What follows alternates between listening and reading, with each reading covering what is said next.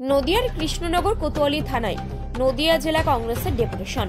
মূলত শিক্ষকদের পাশে প্রদেশ কংগ্রেস সভাপতি শুভঙ্কর সরকার এসএসসি অফিসের সামনে শিক্ষকদের পাশে দাঁড়িয়ে জলদান করতে যান। সে সময় পুলিশি বাধার মুখে পড়তে হয়।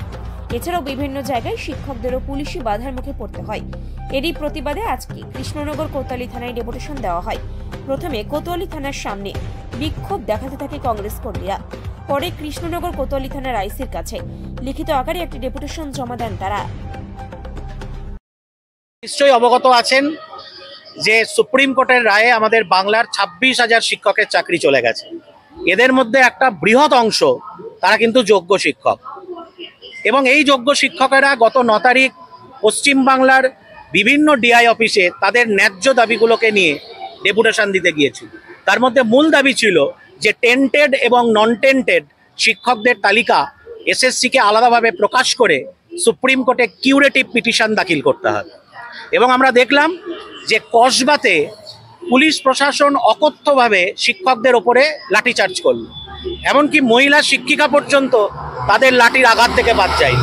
আমরা তার প্রতিবাদ জানাতে আজকে ডেপুটেশন দিয়েছি, এবং একই সাথে আমাদের দাবি আগামী দিন কৃষ্ণনগর তথা কৃষ্ণনগর সাব ডিভিশনের বিভিন্ন জায়গায় এই শিক্ষকরা তাদের ভাতের দাবিতে এবং যোগ্যতার দাবিতে তারা আরও শান্তিপূর্ণ আন্দোলন করবে, সেখানে যেন পুলিশ বলপ্রয়োগ না করে এবং তাদেরকে সহযোগিতা করে। আর একটা হচ্ছে অমানবিক আচরণ পুলিশের।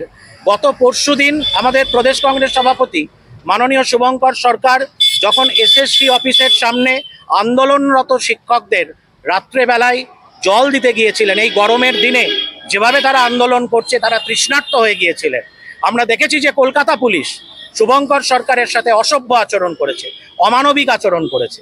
আমরা তার প্রতিবাদ জানিয়েছি আজকে, এবং আগামী দিন যদি কোনো কংগ্রেস নেতৃত্ব এইভাবে পুলিশের দ্বারা আক্রান্ত হয়, হ্যারাসড হয়, আমরা কিন্তু বৃহত্তর আন্দোলন করব, তার দাবিতে আমরা আজকে ডেপুটেশন দিয়েছি। এবং আরেকটা হচ্ছে সাম্প্রদায়িক সম্প্রীতি।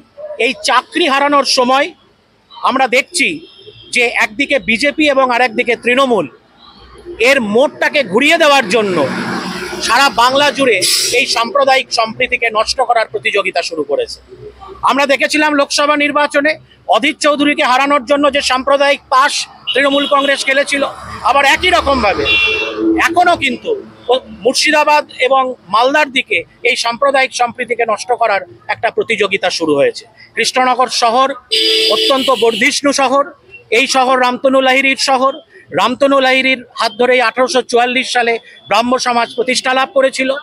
এই শহর রবীন্দ্র নজরুলের পদধূলিতে ধন্য।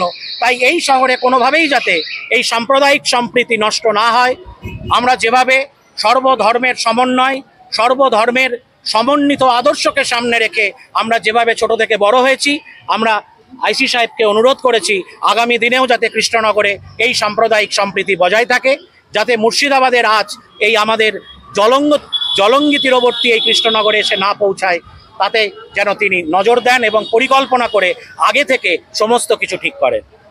এবং বি.আর. আম্বেদকরের প্রাক পর্বে আমাদের আজকের এই আবেদন, আমরা মনে করি যে আইসি সাহেব বি.আর. আম্বেদকরের জন্মদিনের প্রাক লগ্নে আমাদের যে ডেপুটেশন, মূলত সাম্প্রদায়িক সম্প্রীতিকে বজায় রাখা, কৃষ্ণনগর শহরকে সুরক্ষিত রাখা, যাতে কোনোভাবে এখানে সাম্প্রদায়িক সম্প্রীতির আঁচ না লাগে, আশা করব যে তিনি আমাদের সমস্ত দাবিগুলো তার হৃদয়ঙ্গম দৃষ্টিভঙ্গিতে বিবেচনা করে আমাদের কৃষ্ণনগরকে শান্তিপূর্ণ রাখবে।